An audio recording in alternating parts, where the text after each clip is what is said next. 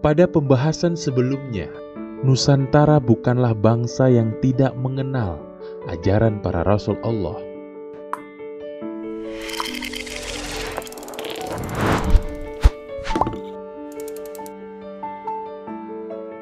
Terutama ajaran Abraham yang memiliki misi menjajaki seluruh penjuru bumi dalam menyebarkan ajaran tauhidnya. Tentu bangsa yang begitu strategis seperti Nusantara adalah bangsa yang diperhitungkan untuk meneguhkan kekuatan sebuah ajaran dan kekhalifahan. Maka perlu kita ketahui keberadaan istri-istri Abraham menjadi satu hal yang tidak dapat dilepaskan begitu saja dari perjalanan hidup Abraham dalam menggenapi firman-firman Allah. Sebagaimana doa Abraham yang memohon kepada Allah untuk menjadikan keturunannya sebagai imam bagi seluruh manusia. Penggenapan janji Allah terhadap keturunan-keturunan Abraham terkait erat dengan figur istri-istri Abraham. Mayoritas manusia hari ini dapat dikatakan hanya mengenal dua figur istri Abraham, yakni Sarah dan Hajar. Hal ini wajar, mengingat riwayat kehidupan Abraham bersama Sarah, Hajar, dan anak-anaknya diuraikan secara cukup lengkap dalam Alkitab dan Al-Quran.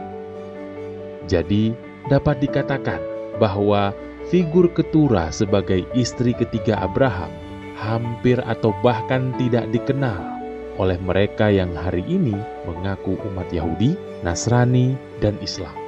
Padahal kitab Kejadian 25 ayat 1 menegaskan bahwa selain Sarah dan Hajar, Abraham juga mengambil seorang istri yang bernama Keturah. Keberadaan generasi Keturah seharusnya menjadi hal yang penting untuk mengetahui bagaimana takdir generasi Keturah dalam menjalankan milah Abraham. Al-Quran memberi isyarat akan berkat kekuasaan kepada seluruh generasi Abraham tanpa terkecuali, termasuk generasi Keturah, selama mereka tidak berbuat zalim. Perhatikan Al-Quran surat Al-Baqarah ayat 124. Dan ingatlah ketika Ibrahim diuji Tuhannya dengan beberapa kalimat, lalu dia melaksanakannya dengan sempurna. Allah berfirman, "Sesungguhnya aku menjadikan engkau sebagai pemimpin bagi seluruh manusia." Ibrahim berkata, "Dan juga dari anak cucuku?" Allah berfirman, "Benar, tetapi janjiku tidak berlaku bagi orang-orang zalim." Sebagian ahli-ahli kitab menyebut bahwa Keturah adalah sosok yang sama dengan Hajar. Hal ini patut dipertanyakan kebenarannya, karena dalam kitab Kejadian sangat jelas menerangkan bahwa setelah Sarah meninggal di usia tuanya, Abraham menikah lagi dengan Keturah pada usia 140 tahun. Kala itu mampu membuahi dan Keturah melahirkan 6 anak laki-laki. Kemudian sebelum Abraham meninggal, sempat mewasiatkan keturunan-keturunannya untuk pergi ke sebelah timur, yakni ke tanah timur. Kitab Kejadian 25 ayat 1-6. Abraham mengambil pula seorang istri, namanya Keturah.